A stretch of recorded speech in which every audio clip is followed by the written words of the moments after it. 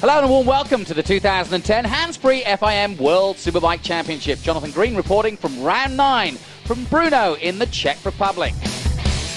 Brno is in the south of the country, some 2.5 hours by car from the capital Prague. Right in the centre of Europe, Czech motorsport has been strong since the early 1930s. And today the famous Brno circuit boasts one of the strongest 2- and 4-wheel calendars. Conditions are always hot in mid-July in Brno, and a bumper crowd was once again expected, especially as local hero Jakob Schmerz would be racing for a win. Schmerz and his team changed from Ducati to the championship-leading Aprilia for the rest of the season, so it was an expectant crowd who thronged to Brno's Autodrome. They'd also come to see the leading Aprilia of Max Biaggi, another huge crowd favourite here in Czech, after so many great races here where over the years the popular Italian has made the track his own. It's certainly not an easy track to master, over 5 kilometres of undulating asphalt through the dense Czech woodlands with elevation changes of over 900 metres. Biaggi would definitely start favourite, but wouldn't have it all his own way as track temperatures soared to over 60 degrees. Cal Crutchlow on the Yamaha was determined to be a contender and boldly went out and took his 4th pole position of the year. Biaggi was where he needed to be, just behind in second on the front row, and also so was the Honda of Jonathan Rea and BMW's Ruben Zaus, taking his first front row start for the team. An important one too, as teammate Troy Corser on the podium last time out would sit out the race after falling in practice. Talking of falling, both the local man Schmerz and Noriyuki Haga fell in practice and would start on the 4th and 5th row of the grid, with Leon Haslam lying second in the championship, also struggling on the Suzuki. With blisteringly hot conditions here in the Czech Republic, the choice of tyres would again prove a vital factor. The choice varies from hard to soft compounds, but all the riders use the Control Pirelli tyre. To tell us more about their choices, here's Steve Martin. Pirelli bring thousands of tyres to each Superbike meeting. You can see a sampling behind me here. The teams don't get to fit every one of these tyres. They get to fit a certain amount of tyres, and you can see the fitting sheet here. This is what all the teams bring along, and today we're going to show you the different choices that they've got. There's basically 2 types of tyre. There's your wet weather tyre and there's your slick.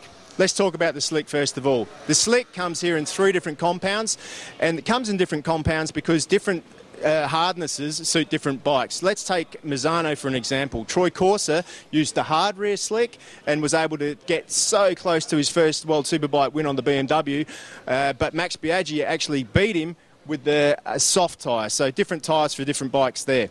Wet weather tyre, of course, we've got over here. Let's take a close look at that. You can see the grooves in the tyre here. That allows the water to drain off in very wet conditions. The compound a lot softer. Only 1 compound for all bikes there. Probably one of the most important tyres that come here this weekend is this one. This is your Super Pole tyre. You can see it's marked on the side there. Also a couple of lines down the middle. That tyre there is a tyre that lets you decide whether you get pole position or not if you're fast enough.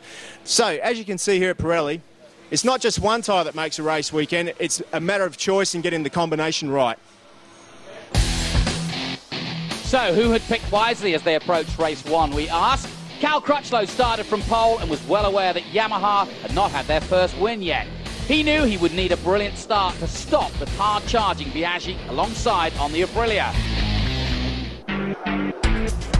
Jonathan Rea was determined to bounce back after a disappointing run last time out at Misano, but Ruben Zaus was getting a front row start for BMW for the first time in the year.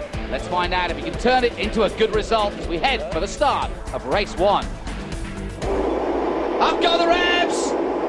Out go the lights and away we go, and a cracking start from the Aprilia of Camia. Haga got a good start too, Jonathan. I was watching him and he got a great start. So too did Johnny Rea too, as he dives into what, 2nd place. An excellent start from Johnny Rea as Biaggi hits the whole shot and hits the front. Yeah, as you would expect that. Oh no, Dan! I think that's Schmerz, you know. Oh, and he's taken 2 bikes with him. Let's wait and see. Could have been Vermeulen, let's hope. Yeah, that's one of the Kawasaki's. Everybody's okay. Cal Crutchlow not getting off the line as well as he'd like, but he slots into 3rd place behind. 2nd place, Johnny Rea, but is it 2nd place? Johnny Rea already challenged for the... Yeah, Johnny Rea's looking for a way past there. There's Ruben's house. He's in 4th place at the moment as they head down the hill. What a start from Haga! He's right behind Scasser. He's right there, isn't he? He's incredible. That's from the 4th row. You were supposed to watch that for I just said everything about that. And look at Fabrizio. Fabrizio's gone down to 12th, and it was Schmerz and Max Neukirchner that went down. Yeah, I don't think Max Biaggi's going to have it all his own way at the moment, is he? But Ruben's house is very impressive there at the moment. Guintoli as well. Oh, look at Ray hit the front as they come out of the last corner. Jonathan Ray hits the front. Max won't like that much. Did Max miss a gear? Well, I don't that was know, but impressive, he certainly didn't miss the Honda going by, and that's for sure. Jonathan Ray, the youngster, hits the front ahead of Max Biaggi. And it's the other Brit, Cal Crutchlow, not far behind in third place, and Ruben Zaus is looming in the distance, so to speak. And another good start also from Guintoli, hardly mentioned him. Hager is the impressive one, though. He's in 6th place, Scasser 7th, Checker 8th, Haslam is up to 9th, Lanzi is in 10th place. What a start from Guintoli. According to the team, it's track sensitive in terms of that chatter. Exactly, yeah, it really depends on the track. And look at Lorenzo Lanzi. And a nice move by James. Well, no, actually that's Tosin on Camia. Those two fighting it out. No, that is Crutchlow going past Max Biaggi and Ruben Zaus. And Ruben Zaus, quite rightly. Thanks for correcting me. Excellent stuff by Cal Crutchlow, and poor old Max Biaggi is finding that the forests of Brno are a little dark at the moment. Max, do not take on Ruben Zaus. Here we go. Yeah, so Ruben's got his tail up, and look who's coming. Nitro. He's got past Sylvain Guintoli. Well, whatever Max Biaggi had last year to get the win, he's missing a little bit this year, isn't he? Because he's the one that's actually slowing the freight train down a bit. Another lap completed then, and a fastest lap of 1:59.9 by Cal Crutchlow as they take it to Biaggi for sure, because Ray and Crutchlow are trying to pull away now. Oh, it's getting tight, and look at this. Yeah, Zaus goes through. They're pretty much on the lap record pace at the moment. Look at the speed of the both of those bikes, actually. Can Biaggi get back? Yes. No! Brilliant braking by Ruben. Yeah, nobody can pass Ruben Zaus in the brakes. You've got to remember that Ruben Zaus, for the last year and a half, has been battling in the mid-pack. So if he's good on anything, it's going to be in the braking area. Settling down. Long way to go in this race, and don't count out Ruben Zaus, and certainly don't count out Max Biaggi. He's back with a vengeance, and that was an easy move. Yeah, but will Ruben strike back? Normally he does straight away. Not far off. I think he's going to pull it off. He pulls it tight. Now it's the run down the hill between the pair of them. He's got a good drive down the hill too. Settles in just behind Biaggi this time. Guintoli's still there, and Hager looming in 6th place. 5 to go, 3 easy ride. It ain't looking too easy for Zaus right now, because here comes Massimiliano Biaggi at a track where he's used to winning. Second will have to do today, but he'll take it. If he can. I don't think Crutchlow wants a 3rd place to his credit. I think 2nd looks much better on your CV than 3rd. Beating Max is what Cal wants to do on a regular basis. But when you're Max Biaggi right now, you also got to think of that championship. He's making good points on Leon Haslam at the moment, who sits in 8th position. Now he's not going to the championship. In he goes, just as you say. Yeah. 2nd place to Biaggi, but goes wide. Thanks very much. Crutchlow goes back. Yeah, he's going to have a go for sure, but what he's not going to do is do something that's going to make him crash.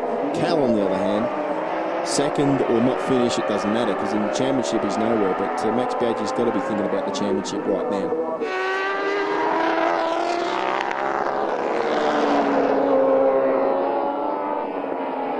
Great racing here in the Czech Republic. And Crutchlow will not lie down. And this is supposedly Max's circuit. He ain't going to win the race today. Ray's already gone. But it's a great battle between these two.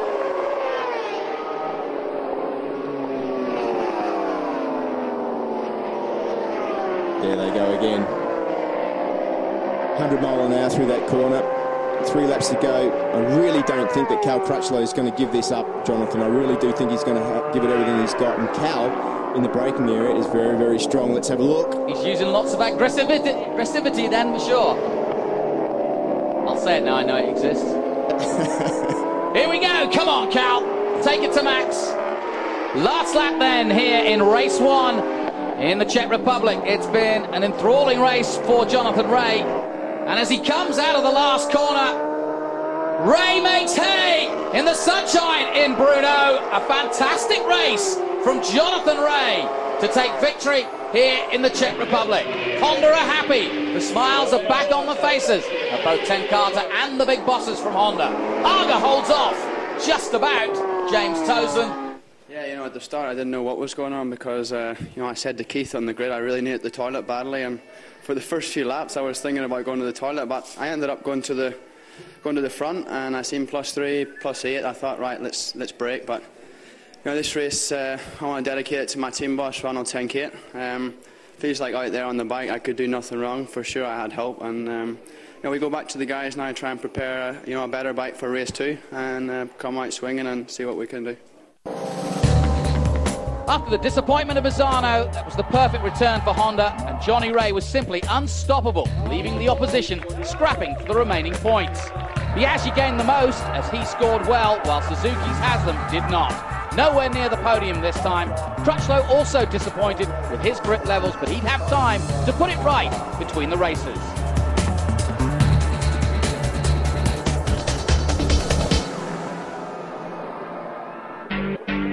On to race 2 for round 9 at Brno. Conditions again exceedingly hot, with track temperatures reaching record heights for the championship. The crowd were looking for anywhere to stay out of the seething heat, while Jonathan Ray was ready again to put his opposition in the shade. To find out if he could do it, let's head to the start of race 2.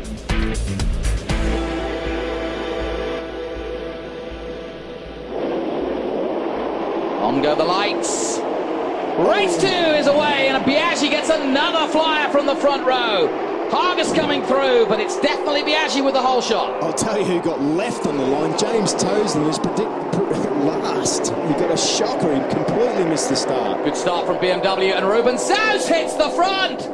Here we go. Yeah, look at that. And both Ruben Zaus, or almost Johnny Ray as well, but now Biaggi. coming back quickly, Biaggi. Into turn 3, and it's all going on. Jonathan Ray takes the lead. Zaus tries to take second place, and poor old Max Biaggi, trying his best, just got pushed to third place. There's Crutchlow there too. Look at Hager again. He's up there. Done it again. Fabrizio's up there too. Hager and Fabrizio. Brilliant start by the Ducatis. No Lucas Gasser in the way this time either. Back goes Biaggi into second, but only for a moment. Look at Ruben Zaus. He's pushing him out of the way. Ruben Zaus says, no, sir. Up the inside there, Ruben Zaus. Oh, and another big off, and it looked like a Kawasaki again to me. There he is. Both guys down, and Tom Sykes is blaming Neukirchen. I think he's saying, Oh, look at that bike too. That's pretty much heat of the moment. You can't judge that yet. Not yet. You could see Crutchlow was complaining about the rear end, and I don't know that they've fixed it for this race. No, it didn't look like it, did it? But meanwhile, Biaggi's got in front. Now, let's take a check. Ray, Zaus, Biaggi, Fabrizio, Hager, Crutchlow, Checker. Haslam's in 8th now. He's ahead of his teammate Quintoli. Then it's Tozen, Camia, Lanzi, Byrne, Parks. Schmerz is in 15th place. Moving forward. And also, if you have a look there, you can just see that Hager's drifted off the back of Fabrizio. Fabrizio's moved himself forward, but there's a bit of a gap now. Hager was right on the back of Fabrizio. And out of these 4 guys, Fabrizio is your danger man, because he's a guy that's really going to be hungry to get some good results here. He has in the past. Let's have a look at him to see what we're looking at. Jonathan Ray uses all of the track and a little bit of the AstroTurf as well. Yeah, that was a little bit dicey, in my opinion, but look how quickly Biaggi's caught up now. Yeah, whatever they've done to Biaggi's bike, it's certainly made it a little bit more competitive, I think. And Tozen much quicker than his teammate. He's in 7th, and he's right behind Crutchlow, but he was quicker last time out. Yeah, Toseland's on fire at the moment, when you consider he was basically 19th at the start of the race. He's worked his way up now to 7th, like you say, Jonathan. Haslam is 10th at the moment. And there goes Fabrizio. A Brit leading out, one of the great masters, and ever popular Max Biaggi in the UK as well. Biaggi. And through he goes into the lead for the first time. Let's see what Ray does here, though. You can zip back, Not for long. He's on the outside. That's not the place to do it. Perhaps down the hill. He's got a tighter turn there, but he won't be close enough, will he? No, he's close. He's just going to brake later. Not didn't. there. Now, here's Leon Haslam, and we're getting a look at what he's up to, and Camia trying to do his teammate Biaggi a favour by getting ahead of Haslam. Yeah. And why has Suzuki struggled as much as they have here? Or Haslam, at least? Yeah, I wouldn't say Suzuki have struggled here, because Quintoli is doing, a pretty good job. He finished 4th. So what's gone wrong with the Haslam train? Well, Leon didn't go so well here last year, and perhaps it's you know, a Suzuki and a Haslam combination with this track. I mean, whatever the problem is, he just can't get it to work the way that he wants to. I mean, let's face it, every other track that we've been to has been able to put that thing on the podium. We do know that Suzuki are offering no official support to this team anymore. I mean, they don't get any special parts from the factory. They're not even developing special parts for this Superbike anymore. All the money's gone to MotoGP. So, in my mind, and I say this a lot, I mean, it's probably a little bit silly. They're throwing away a world championship on a bike that they sell to the people that ride on the road. They should have put a little bit more effort into it. Talking of effort? Whoa! Yeah, same reaction from Tardozzi. Exactly the same reaction. Ooh, Crutchlow. What happened to Crutchlow? He's looking at the rear tyre. Oh, when he's punching the rear tyre. Well, we don't need that kind of language. We apologise for that, but you can see that the heat and the competition has meant that this Yamaha team are very frustrated, especially Cal Crutchlow. Oh no! Sass had it all to run for, going for that podium, and he's thrown it in the dirt. Ah. No, Ruben. Really looking for his first podium. We were big up on him about what a great weekend it had been, and again, it ends in the dirt. That is not the... Let's have a look where it... First corner. Lost the front end. That's fast. Yeah, boy, look at the bike. Whoa. Oh, the bike's hit the fence. Tardozzi's expression says it all. Oh, Jakob Schmerz.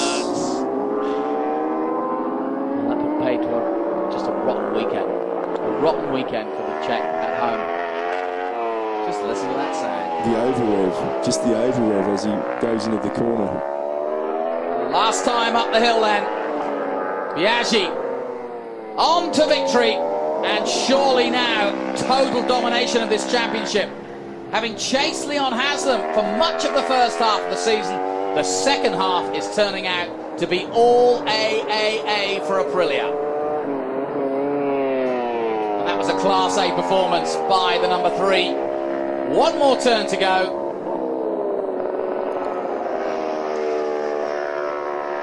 A beautiful and brilliant display at Brno for Max Biaggi. Winner here again. Good weekend though, and a look over the shoulder says it all. You could see what the gap was. Yeah, nothing wrong with that. And that's a great weekend for Honda and Fabrizio. Back on the podium, good for him. I didn't... I guess I didn't say for sure, but knowing the track quite well here, knowing the passion of the fan, the passion of the people of motorcycle, and they are around here, Czech Republic, and we should try something really special. So we make no guess, but we try something really drastic in the motorcycle. We didn't test before. We just go with the data that we know, change a little bit the weight distribution, change the gearbox. Well, the result was pretty good. I'm very happy. So Biaggi did what he so often does at Brno, and that's win by a long way. And that marks his 10th win at the circuit he calls his second home. More importantly, perhaps, Max's lead in the championship increases with 4 rounds to go as he's creeping ever closer to his first World Superbike title.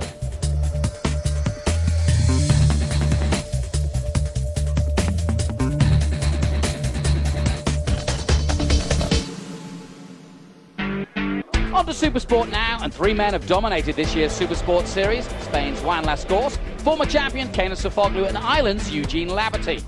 Laverty dominated last time out at Misano, but it would be Juan Lascors who claimed pole here in Brno, determined to get his second race win of the year with his teammate Fujiwara alongside.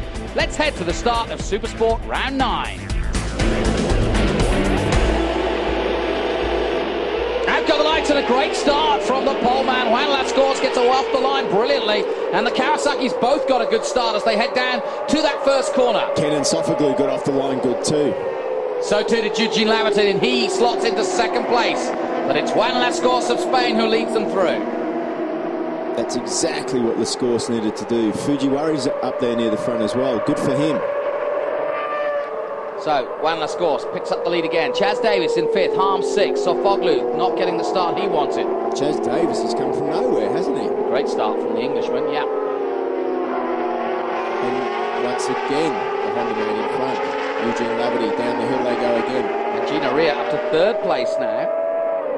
And Davis, Harms and Sofoglu just behind. No jump start. 17 to go. A little look over the shoulder from Lascaux just to see what the situation is. Down the hill they go again. Just see Gino Ria's bike there starting to move around a little bit in the brakes, and Chaz closes up mid-corner once again on the back of Gino Ria. Yeah, these four pulling away slightly. Oh, and that's a nasty, nasty off for Sofoglu, and a ragdoll situation for him, and that was a very, very fast crash. That could well bring out a red flag. Not what you want to see at all. Let's have a look at it. Oh, he hit the back. He ran into the back of Fabien Foray. Yeah. Sofoglu is coming. Look at that from the Kawasaki. Side by side as we head for the next right-hander. And into the right-hander goes the Spaniard and into the lead, ahead of the Irishman. It's the Englishman, the Irishman, and the Spaniard. There's a joke there somewhere, but Gino isn't going to be laughing. No, but he's going to be enjoying it because he's right there. This is the best race that Gino Ria's had up to date. I mean, okay, 1 or 2 laps in Misano. Yeah, don't light him. And, I mean, look at Chaz Davies there, up dicing with Eugene Laverty. Yeah, he's not afraid, is he? And it's much better showing by Triumph. Didn't expect them to show this well here at Brno. Clearly, Chaz Davis' skills coming to the fore, and it's going to get messy. That's incredible. Whoa, Sofoglu. Whoa. Morning, Gino. Here comes the world champ. That is where he went past the other Kawasaki man. Something's happened to Laverty. Eugene wasn't so able. No, we're not. It's probably not a crash because normally we would be notified of that by now. So you'd have to say it's some sort of technical problem. We'll let you know as soon as we know what the problem is with Eugene Laverty. But that's not good for his championship. Well, Sofoglu's doing his championship no harm whatsoever. He's just got past everybody except Lascaux, and now goes into 2nd place and in pursuit of Juan Lascaux. The championship turning on its head here with Eugene Laverty, who's had a brilliant run of late, disappearing. That was Sofoglu's move to get past Gino Ria. So Juan Lascaux doing a very good job so far, the young Spaniard from Barcelona. He's holding off the Turk. And if anything, these two are pulling away from 3rd place Davis and Ria. And Sofoglu's thinking the same thing to himself too. He's running out of time. The 2 guys out front now, both in the 204s still. 204.3 for Lascaux, 204.2 for Sofoglu, and Davies and Ria, the times have dropped now into the 205s. If you're wondering where Laverty is, if you've just joined us, Eugene Laverty has parked it. There he is. Goes through Sofoglu into the lead up the hill. For the first time, the Honda takes the lead. He's come back from 8th position at one point early on in the race, and now takes the lead for the first time. But Sofoglu, can he hold it? He was really late on the brakes there too. Gino Ria's got the same idea, but can't get through. Lascaux has got a little bit better line leading onto the start-finish straight. He could get a bit better drive. Let's see what the Kawasaki can do. He has got a good drive there, and he's pulled out of the slipstream already. Can't quite pass. And with 4 to go, Kennan looking to try and take that championship lead. He knows that his competitor, Eugene Laverty, is going to score no points from this weekend. One last chance for Lascaux round the outside. Can't see it happening. No, Kennan didn't make a mistake that time.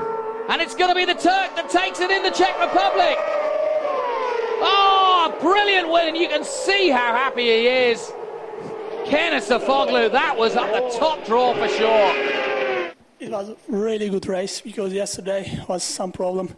This morning my team find a good setup. Big thanks to my team. But this winning for me going 2 places. First is my team manager Ronald Tenkar is not here because his father is seriously sick, but I want to send them to Holland. After last week I have a crash with a small bike in my home country. I had a lot of damage on my body. Clinica Mobile work very hard job. I want to say big thanks, and I'm going to give my trophy to Clinica Mobile. They are doing very good job for me. Big thanks everyone. So congratulations to Kenan Sofoglu of Turkey. Another excellent race despite an injured arm. With Eugene Laverty succumbing to a mechanical issue and scoring no points, it now means Sofoglu leads the championship. Lascaux moves ahead to 2nd, with Laverty dropping from 1st to 3rd. There's still 4 races to go and a lot of racing to come in this three-way battle that's going to go all the way to the last round at Magny-Cours. Another brilliant weekend in the Czech Republic, and Max Biaggi turned on the class again in Brno for yet another brilliant win, making it 9 wins in all for the season. And with 4 rounds left, he's getting ever closer to adding his 5th star to his name and making it 5 career world titles. 4 rounds left, 8 races and 200 points still up for grabs though, as we head next to Silverstone in Great Britain. Until then, from me, Jonathan Green, goodbye for now.